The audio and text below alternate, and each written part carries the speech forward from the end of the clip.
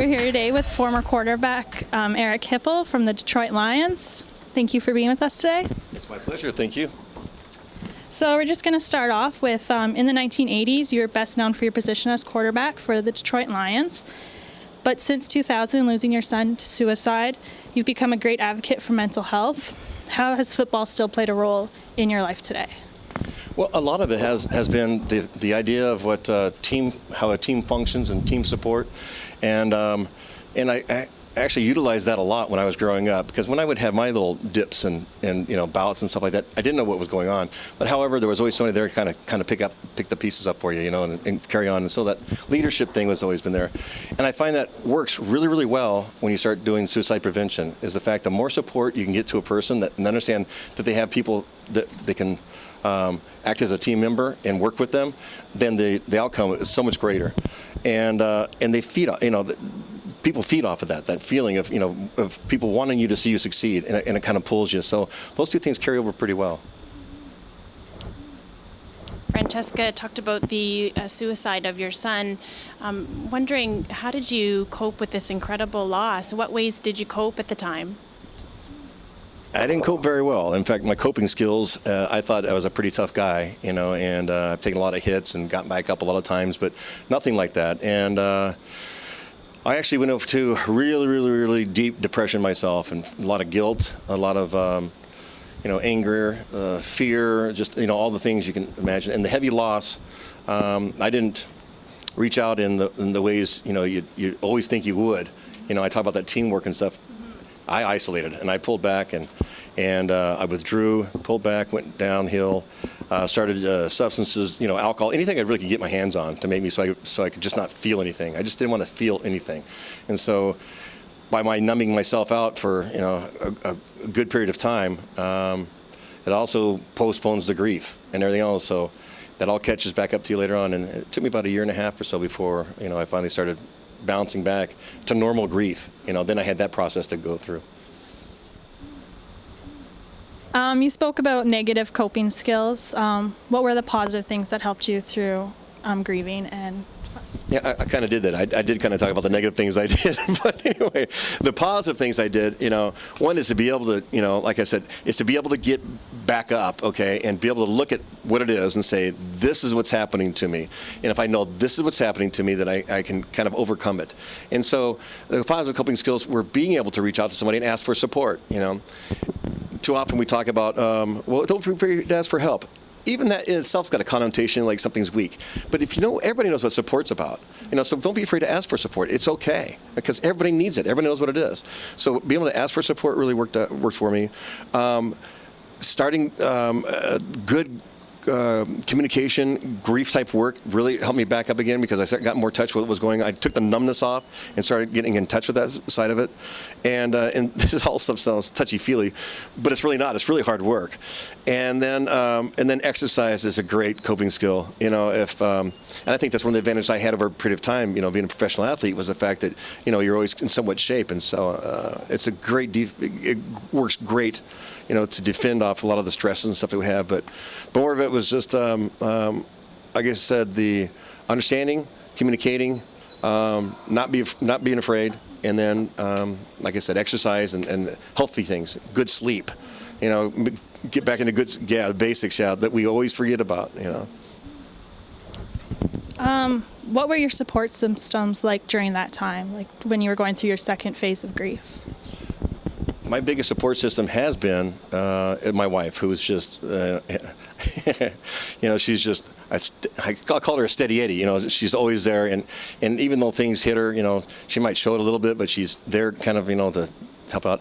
And then my father, who, like I said, my biggest idol, is my dad, and so he was always there, and always within a phone call or a touch away. He came out, and visited quite a bit.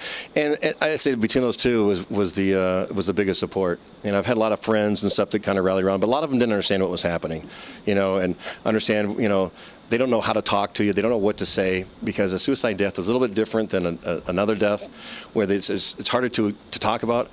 So there's a car accident. It's, oh, well, tell us about the car accident. It's a terrible accident. But when you talk about a suicide death, a lot of people don't know how to venture into that area. And so they really don't know what to say. And sometimes they won't say anything because they're really afraid of what to say. And so you find more withdrawal. So the support systems sometimes happen to be close by, or somebody else has gone through that same experience. And so SOS groups work really, really well.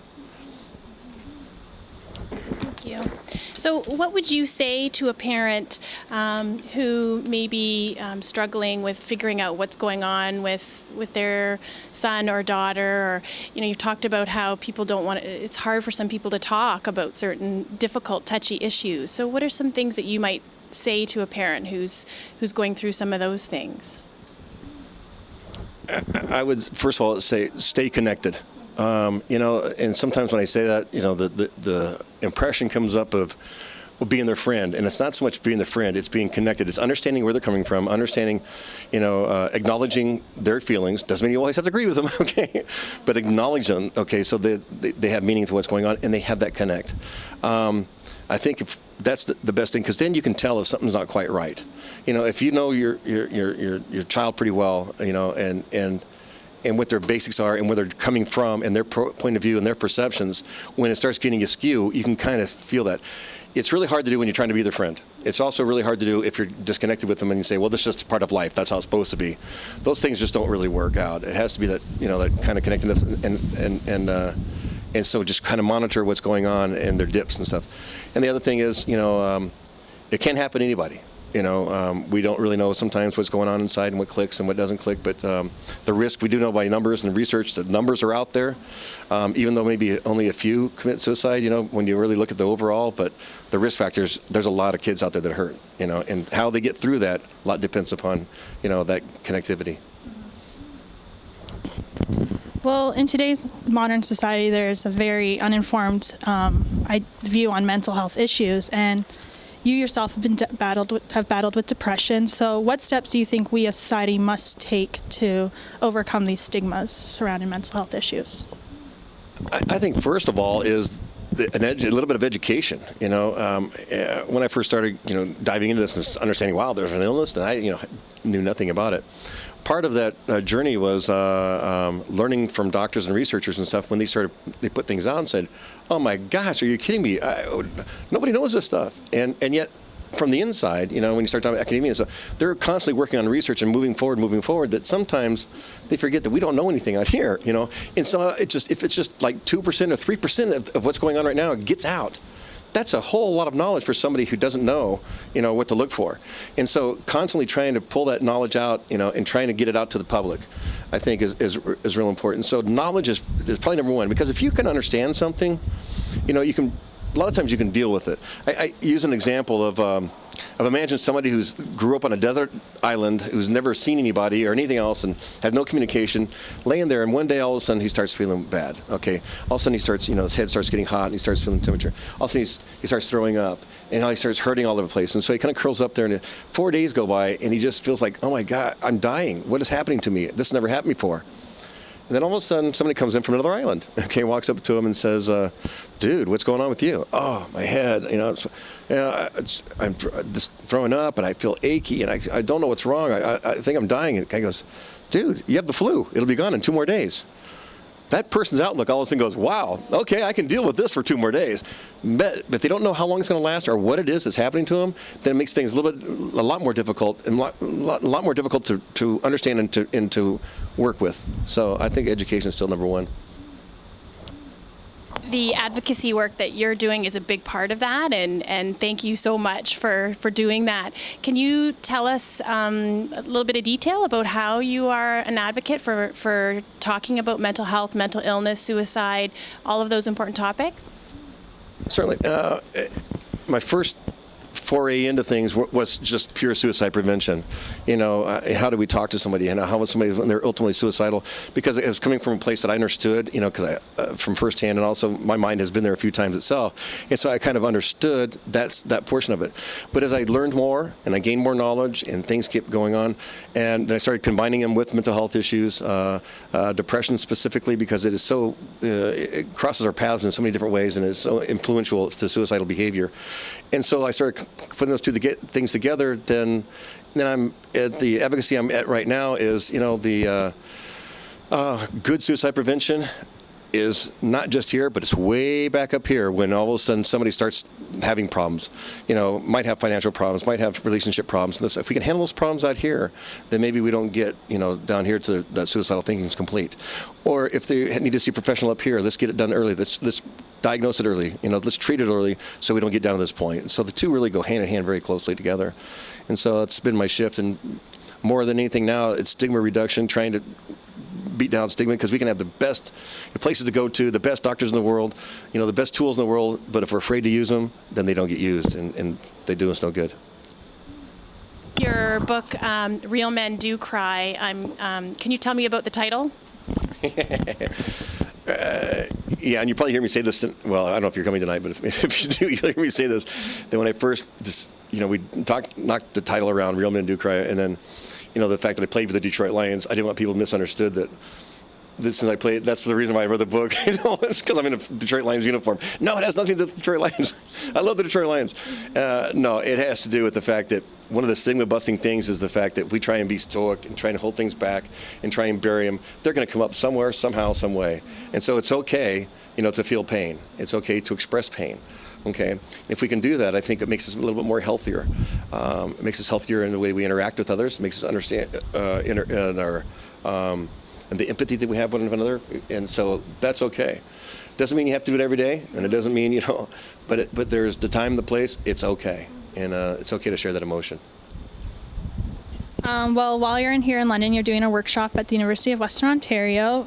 It's called Recognizing Depression in Student Athletes. What can the audience expect and learn from this program? Well, this started off a while back, a few years ago, with a friend of mine who was in Pennsylvania who lost his son to suicide, who had OCD, and the coach didn't understand it, and he ended up getting benched, and it was devastating for him. And so we started saying, let's get to the bottom of this stuff, and let's let coaches know, okay, that what they're dealing with a lot of times are different family traditions, different family makeups and everything else, and sometimes they're split families, and so the coach doesn't punish a specific person for what's going on because maybe it's not under their control. And also, if we understand, the different medications that some kids are on and stuff, that we can work with that. This is not an excuse in any way saying, okay, your behavior, or your playing is not good.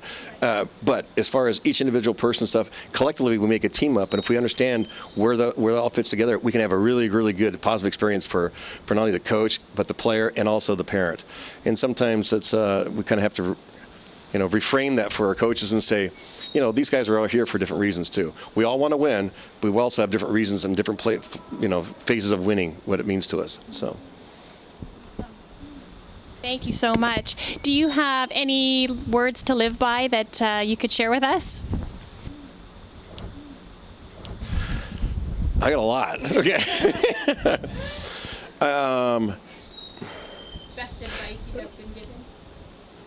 I was going to say, I put this on my Facebook the other day, so on my status. Yeah, I'm trying to remember exactly what I said, but a moment hit me. I was actually at a guidance center, which does a lot of stuff for kids and mental health patients and also abuse and stuff. But they had this artwork thing, and it's so cool. And so, it's what inspires you. And what inspires me is seeing somebody else's artwork. It's seeing somebody sing. It's seeing somebody dance.